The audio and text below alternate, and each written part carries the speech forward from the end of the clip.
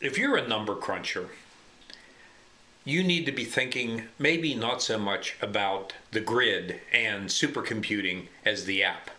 I'm Tom Nolle, and I'm president of CIMI Corporation, and I'm kind of keeping my eye on an interesting trend that I think is going to have an impact on everybody, but in particular on people who are interested in high performance computational things.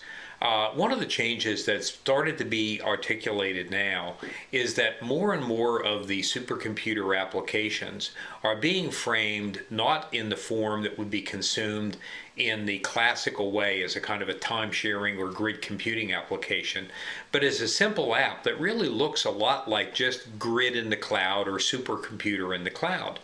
And the value of this, of course, is populism.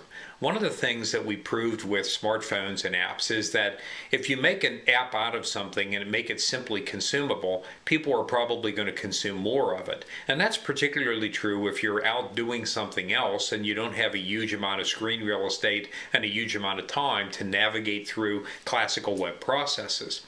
But the trend seems to be driven out of the fact that this same kind of thing is true in many kinds of jobs. There are many examples of outside support and service personnel or engineers and scientists who are trying to do something in a laboratory or trying to do something on the road, and the something that they're trying to do requires access to high performance computing.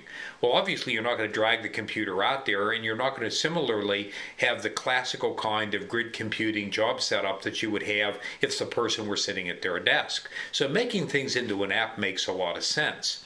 And this may be a new way of driving the notion of the cloud for the enterprise, because maybe what this means is that we should be thinking of the applications that we run as a series of components that are really apps and that are somehow strung together in a way that create a larger experience when we need one. Thank you. I'm Tom Nolle.